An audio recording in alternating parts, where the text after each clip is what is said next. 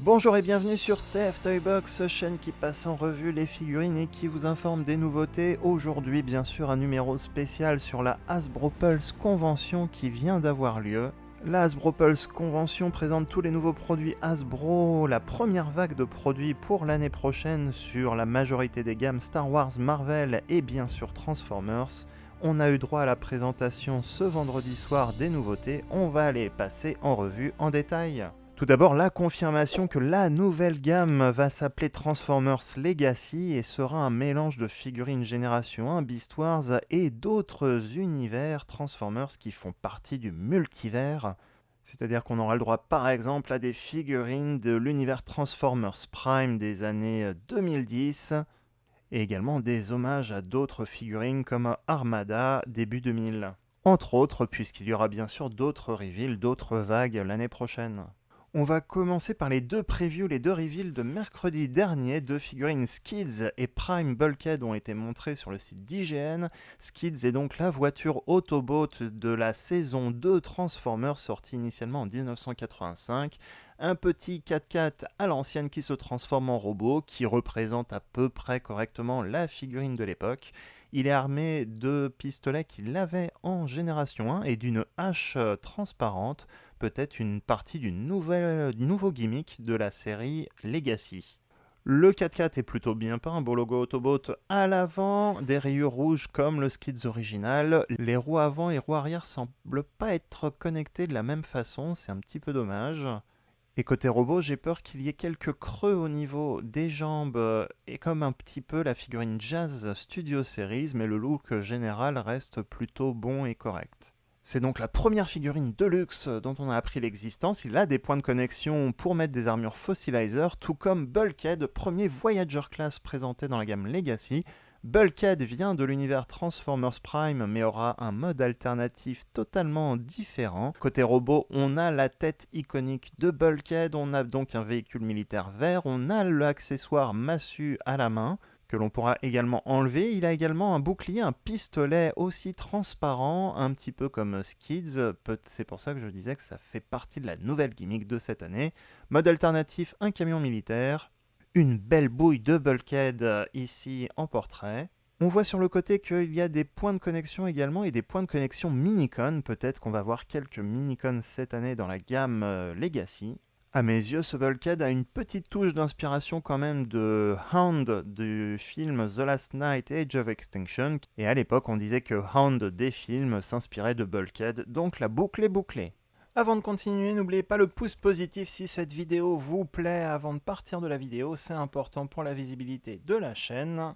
Et si vous êtes nouveau, n'oubliez pas de vous abonner. On va en parler avec les futures figurines également, mais les armes transparentes font partie de la gimmick de cette année, c'est-à-dire la fonctionnalité qui va revenir avec la majorité, voire toutes les figurines de la gamme Legacy.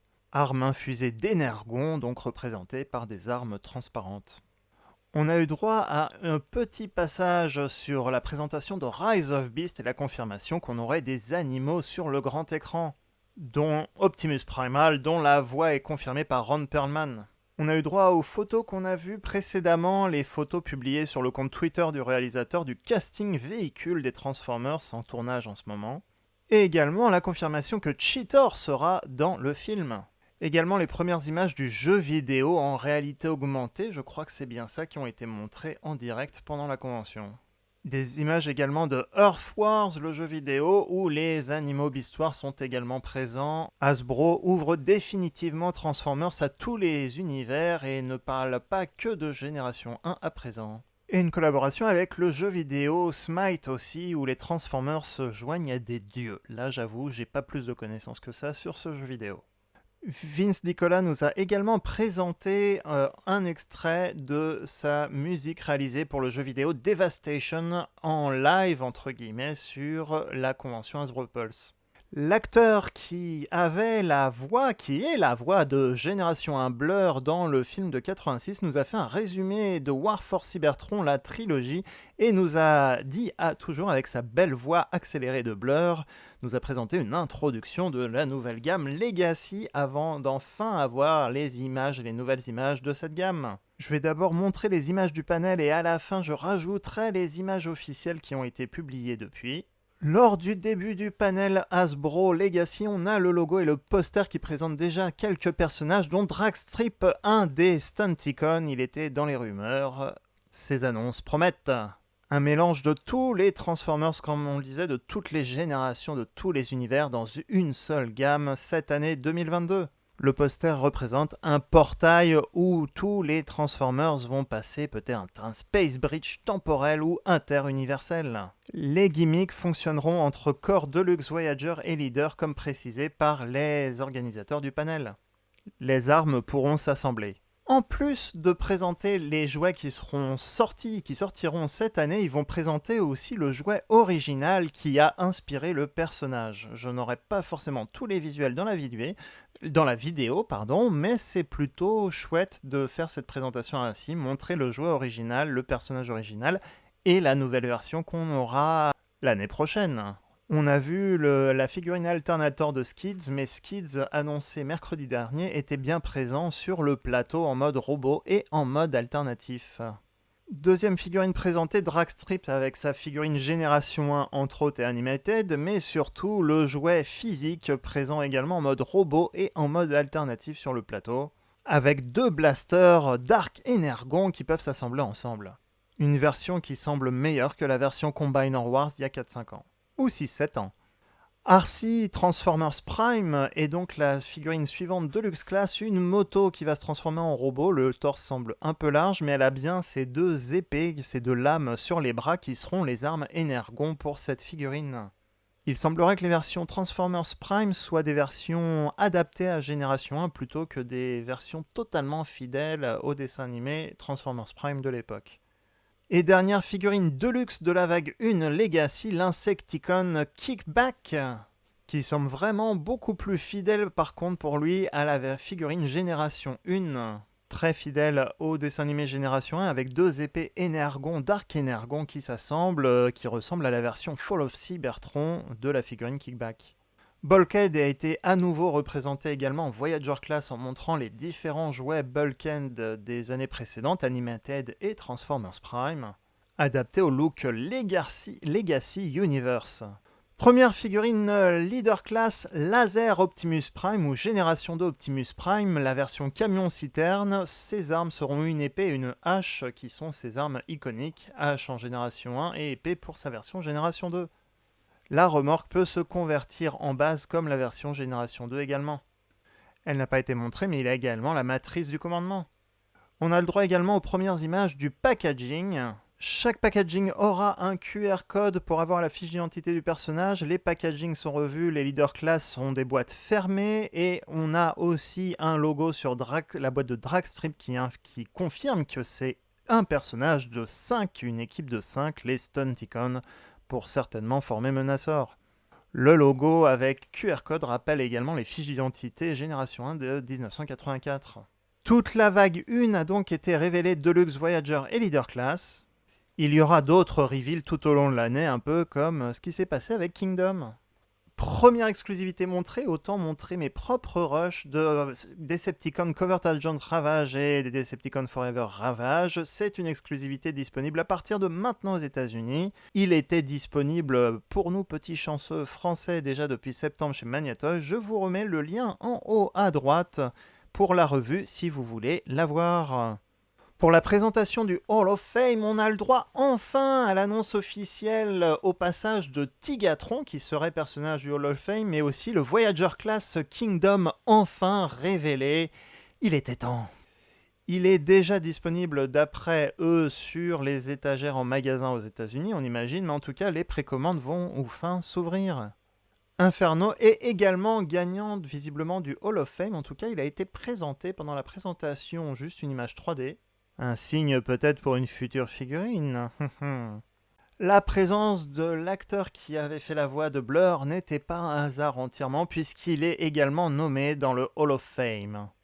Il a également eu le record mondial de l'homme qui parlait le plus vite à un moment et c'est pour ça aussi qu'il a joué le rôle de Blur avec cette vitesse, ce débit de mots dans la voix lors du film de 86. Il est revenu ponctuellement dans Transformers Unlimited et certains épisodes de Génération 1. Également, John Moshita est donc dans le Hall of Fame. D'ailleurs, il a présenté Good Blur et Bad Blur, le bon et le mauvais, et c'est bien Studio Series Blur du film et la version Shattered Glass, le méchant mercenaire. Lui aussi passé un petit peu en revue, je vous remettrai le lien en haut à droite en description de la vidéo de Shattered Glass Blur. Guido Guidi est également nommé au Hall of Fame, le dessinateur de Transformers dans différentes BD, et rejoint donc certaines personnalités du Transformers Hall of Fame. Il a partagé qu'il est bien sûr fan, ça se voit derrière sur son étagère, il a quelques figurines, mais que quand il attendait certaines BD qui mettaient trop de temps à sortir, eh bien il se mettait tout simplement à dessiner lui-même la suite, et c'est comme ça qu'il a commencé à dessiner des BD Transformers. J'ai raté la photo, mais un des designers a montré son t-shirt avec Blaster Génération 1 qui serait une future figurine. Et enfin, on a le reveal de Galvatron Reformatting qu'on a vu un peu plus tôt dans la semaine, malheureusement en fuite.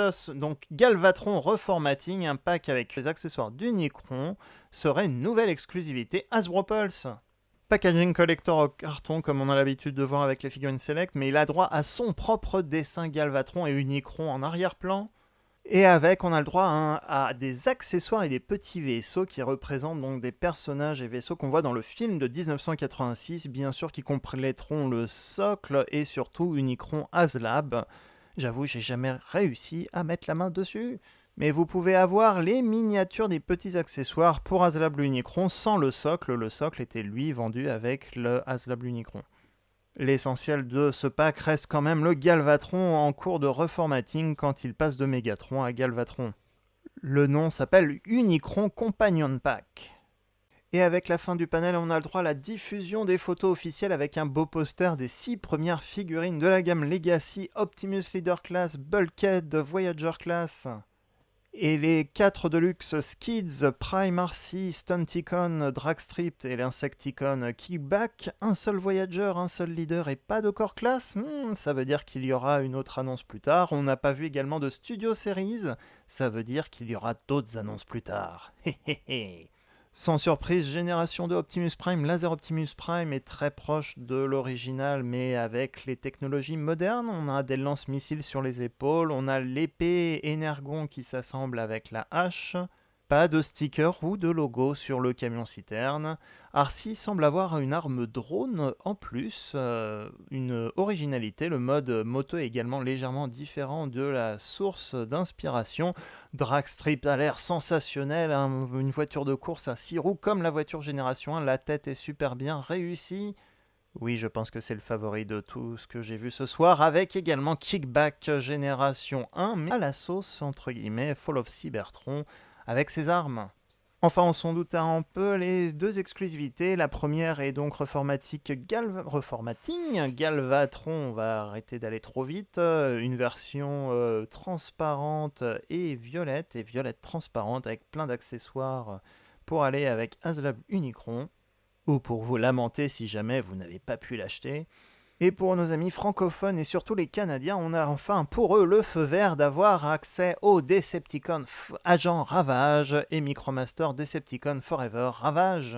De mémoire, Magnatoys a restocké cette semaine des Ravages pour les petits Français qui voudraient se décider. Et bonne nouvelle, en tout cas pour la France, Magnatoys va avoir les figurines Legacy en précommande. C'est probablement une question d'heure, ce sera ce soir ou demain matin. Et ça veut dire aussi que ces figurines sont confirmées donc pour une sortie française. On les retrouvera en magasin pour l'année prochaine. Hâte de vous donner des nouvelles sur ces produits. J'espère que cette vidéo vous a plu. Qu'est-ce qui vous a plu? Qu'est-ce que vous auriez aimé voir encore? N'hésitez pas à me partager votre ressenti en commentaire de ce que vous avez vu ce soir. Personnellement, je pense que je m'attendais à voir un peu plus de choses, notamment les Studio Series, mais c'est peut-être la nouvelle façon de communiquer d'Hasbro, de donner un peu moins d'informations, mais de se distiller sur beaucoup plus d'événements en ligne. Ce n'est pas l'échelle du Comic-Con, mais c'est quand même sympa d'avoir vu ces 6 nouvelles figurines et surtout d'avoir eu dans ce live la voix originale de Blur personnellement. Ça, c'est entre guillemets la bonne surprise à laquelle je m'attendais pas et ça m'a fait bien sourire et toujours plaisir de le voir alors que j'enregistrais cette vidéo et que je regardais le live Hasbro Pulse en même temps. N'hésitez pas à me dire, à me partager votre ressenti, vos envies et si bien sûr ces figurines vous plaisent. N'oubliez pas de vous abonner aux différents réseaux sociaux, Instagram, Facebook, Twitter. Surtout, si jamais il y a des annonces de lancement en précommande, je vous les informerai également par ces différents moyens. Et bien sûr, si cette vidéo vous a plu, n'oubliez pas de laisser le petit pouce positif qui va bien. Et si vous voulez être nouveau, que vous voulez voir d'autres vidéos ou d'autres revues, n'oubliez pas de vous abonner à la chaîne et de voir les différentes playlists des figurines Kingdom, Studio Series ou autres. Cette vidéo est maintenant finie. Merci à vous d'avoir regardé la vidéo et à très bientôt pour une prochaine vidéo.